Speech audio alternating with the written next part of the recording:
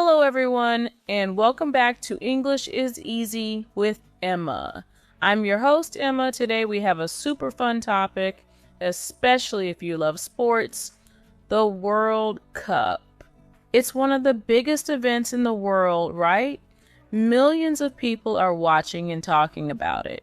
But maybe you're thinking, I know what's happening, but I don't know how to talk about it in English. Well, don't worry.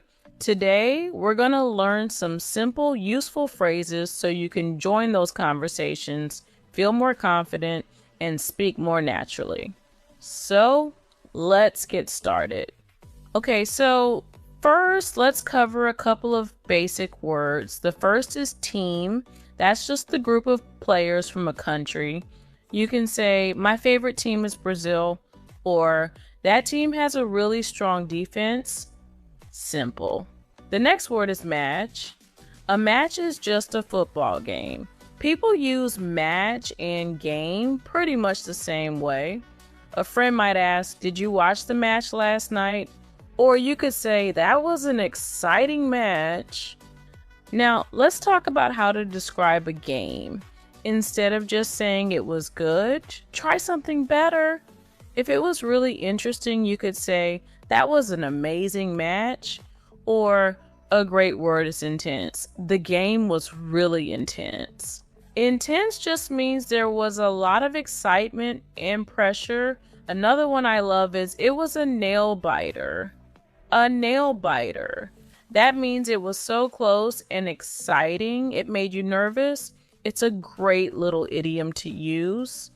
And if the players tried really hard, you can say, the players gave it their all. Okay, a big part of the fun is making predictions. Someone might ask you, who do you think will win? You can say, I think Argentina has a good chance of winning.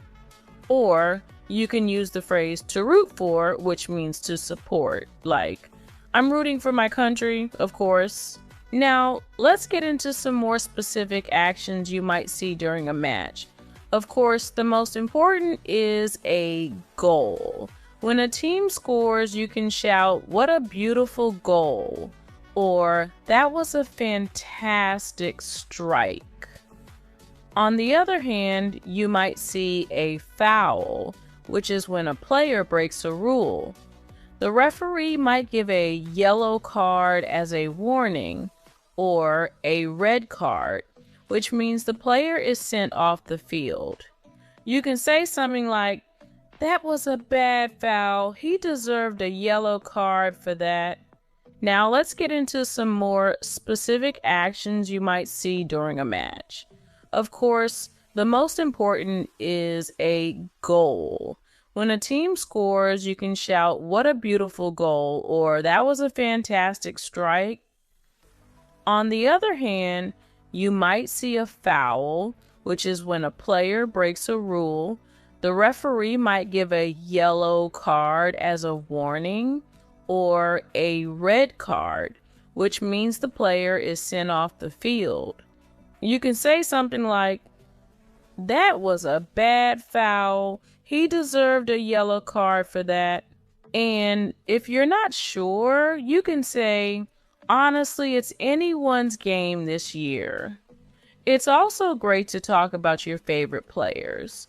Just say, my favorite player is Messi because he's so talented. It's an easy way to start a conversation. Now, football is all about emotions, right? So, when your team wins, you can say, we won, I'm so happy. Or a great idiom is, I'm over the moon, which means you're extremely happy.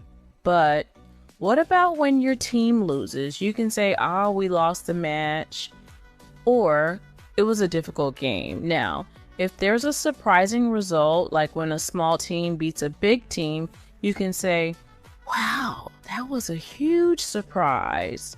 Or, I did not expect that result. You can also call it an upset. That was the biggest upset of the tournament. So let's do a quick recap. Remember these key phrases: I'm rooting for, it was a nail biter, and that was a huge upset. These will help you sound super natural. And remember, the most important thing is to use English to talk about things you love. If you enjoy football, use it to practice. It makes learning so much more fun and honestly so much easier. The more you use English in your daily life, the better you'll get. All right, that's all we have time for today. Thank you so much for listening to English is Easy with Emma. I hope this helps you feel more confident talking about the World Cup. Keep practicing, and I'll see you in the next episode. Bye for now.